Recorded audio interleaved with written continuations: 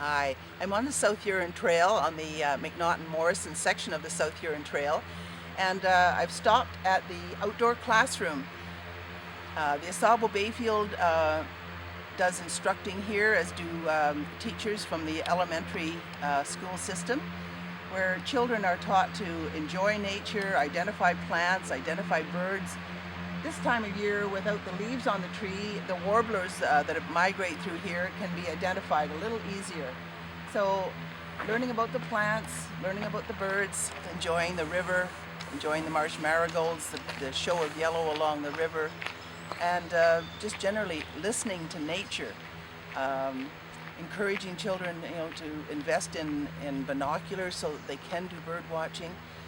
It's one of the most popular pastimes and growing rapidly. So lots of things to learn, and so many children get bused to school. It's great when the elementary or high school teachers bring students here to teach them about nature, to listen and watch and enjoy. I believe the high school students have helped in making the markers to identify the trees along the path, and people have commented to me how they appreciate that in learning about the trees.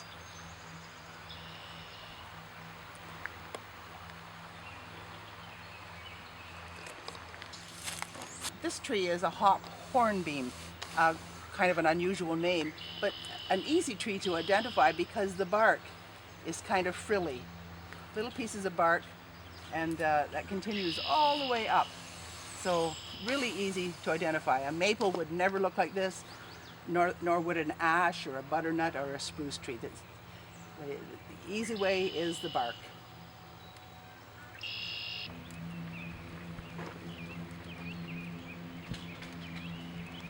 And when you find something really special, I make a mental note of how to find it again. So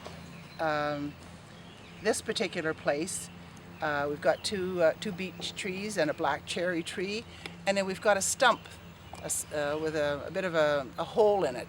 And every year I know when I get to these cherry trees and these beech trees that this is where I'm going to find the white dogtooth violets. So you really have to find a defining feature. Where the red trilliums are that we looked at a few minutes ago, there's a cedar tree on the golf course, and I know once I see that cedar tree to look for the red trilliums. The dead trees, as they fall as logs to the ground, become habitat for plants and animals, insects. Just a whole new world is created by leaving them there to decay.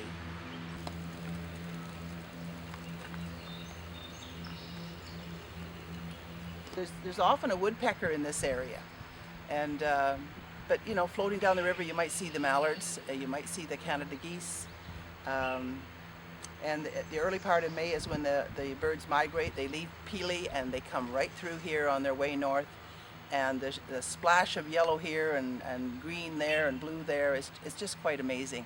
It's a real treasure trove, but you do have to watch and listen and explore.